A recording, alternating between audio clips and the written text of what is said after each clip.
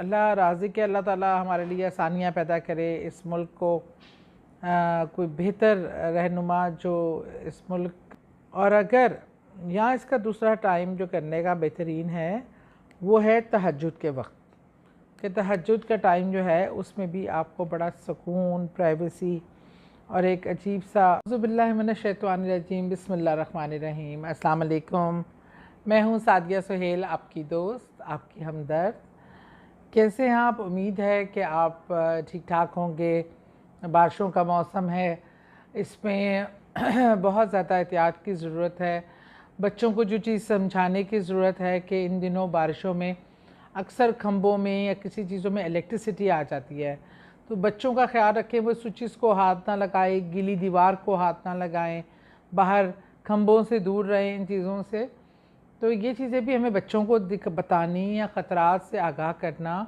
और बहुत सारे हमारे इलाकों में तुग़यानी आ गई है और कहीं देहात बहा के ले गई है, और हमारे शहरों में और कहीं ख़बर मिली कि बच्चे 2 ख़वातीन बहा के ले गए। बच्चों का सुना बहुत ही तकलीफ़देह होता है। खुदा के लिए अपना ख्याल रखें, जहाँ ज़्यादा बारिशें और तुग़यानी का इम्कान हो वहाँ नकल मकानी कर लें, जगह छोड़ जाएं, बच्चों को महफूज बनाएं, माल और चीज़ों के लिए बच्चों की ज़िंदगियों को ख़तरा मत डालें।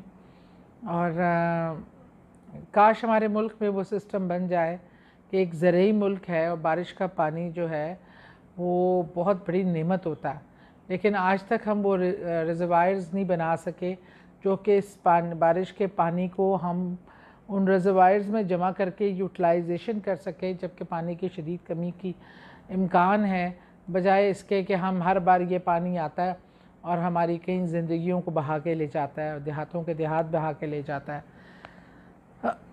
बहरहाल ये तो थी आजकल के मौसम और हालात की बात, जो कि करनी बहुत सख्त ज़रूरी है।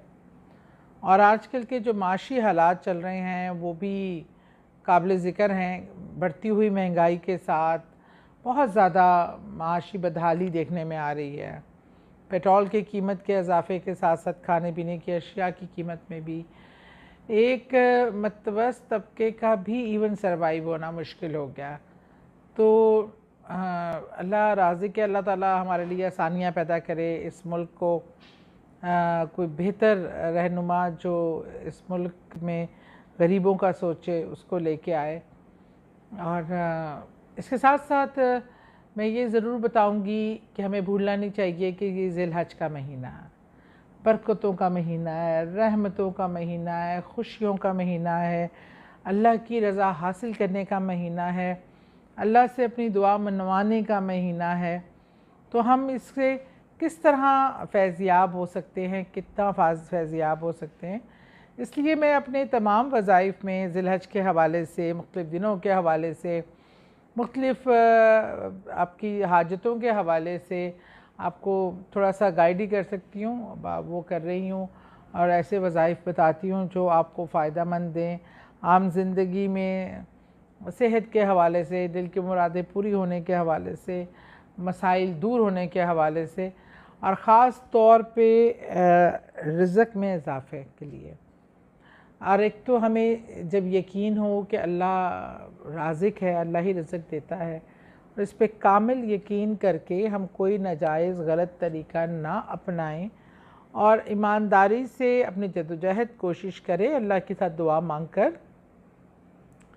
तो अल्लाह ताला इसमें बहुत ही बरकत डालता है और आपकी दुआ कबूल भी होगी और आपका रिज़्क़ जो है वो आप तक पहुँचेगा। और अल्लाह ना करे अगर कोई रिज़्क़ की बंदिश है या कमी पेशी है तो उसमें भी इजाफ़ा होगा और वो कमी पेशी दूर हो जाएगी। बहरहाल अल्लाह के शान है, अल्लाह के नाम है, और अल्लाह को पुकारें तो अल्लाह सबकी सुनता है और मानता है। उसको जो पुकारे वो उसका जवाब देता है, उस मसलों का हल बताता है। देखिए बेशक हर मसले का हल मेरे रब के पास है। ये जो मैं वजीफ़ा आपको बताने जा रही हूँ, ये आपने ज़िलहज की 6 तारीख़ का जब चाँद नज़र आएगा उसके बाद इसकी 2 टाइमिंग है। एक तो ये है कि चाँद निकल के जब आप पढ़ें इशा की नमाज, मगरिब की नमाज़ के बाद इशा की नमाज़ पढ़ें तो सुन्नत और नफिल के बाद ये किया जाए और वित्रों से पहले। और अगर यहाँ इसका दूसरा टाइम जो करने का बेहतरीन है वो है तहज्जुद के वक्त, कि तहज्जुद का टाइम जो है उसमें भी आपको बड़ा सुकून, प्राइवेसी और एक अजीब सा समा होता है बड़ा ख़ूबसूरत, उसमें भी आप ये कर सकते हैं। वज़ीफ़ा बहुत ही आसान, बिल्कुल छोटा सा अमल है, लेकिन अगर इसको आपने खलूस नीयत से किया, दिल से किया और इस पूरे ईमान के साथ किया तो आप देखिएगा आपके रिज़्क़ में कितना इजाफ़ा होता है।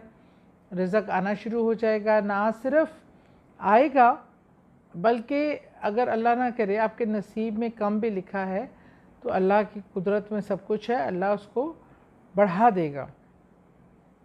और आपकी तवक्का के मतलब सोचे बगैर कहाँ से रिज़्क़ आएगा आपको अंदाज़ा भी नहीं होगा। तो ये अमल कुछ इस तरह है, अगर आप इशा की नमाज के दौरान करते हैं तो सुन्नत और नफिल अदा करने के बाद जो वितर से पहले आपने सजदा मतलब अल्लाह के सामने बावज़ू होकर, नमाज के दौरान होंगे तो बावज़ू ही होंगे, आपने अव्वल व आखिर दुरूद पाक पढ़कर इसके लिए जगह ये है कि बेहतर है कि खुले आसमान के नीचे करें। अगर बारिश का मौसम है तो फिर आप मजबूरी है घर के अंदर या सहन में जहाँ खुला आसमान भी नज़र आ रहा हो लेकिन आपके सर पे छत हो, इसी तरह मस्जिद में आप कर सकते हैं। आपने खुले आसमान के नीचे हाथों को फैला के ऊपर अल्लाह आसमानों की तरफ कर आपने 70 बार या रब या रब या रब पुकारना है, लेकिन इंतहाई खुशो खुजू के साथ, इंतहाई प्यार से, लाड से, हक से वैसे आपने करना है। और आपने इस शिद्दत से पुकारना है कि रब आपकी तरफ मतवज्जा हो जाए। उसके बाद आपने बहुत ज़रिया रोते हुए गिरिया-ज़ारी के साथ आपने दुआ करनी है कि अल्लाह ताला रिज़्क़ में बरकत डाल, जो भी दुआएं आपके जायज़ ख्वाहिशात हैं उसके लिए दुआ करके फिर आपने वितर अता करके आपने सो जाना है। और अगर यही आप चाहें तो उसको तहज्जुद के वक्त भी आप तहज्जुद की नमाज के बाद या 2 नवाफिल के बाद बिल्कुल इसी तरीके से अदा कर सकते हैं। आप ये इसको ज़रूर अदा करें, छोटा सा अमल है पर इसका बहुत फ़वाइद हैं और ये अल्लाह ताला आपको वहाँ से रिज़्क़ मुहैया करेगा जहाँ से आप सोच भी नहीं सकते। और अल्लाह आपकी रिज़्क़ में बरकत डाले, आपको ईमान कामिल पे आप रहें ता हयात और आखिरी दम तक। अल्लाह ताला हमें ज़िंदगी और मौत भी हमारी ईमान वाली करे। बहुत शुक्रिया।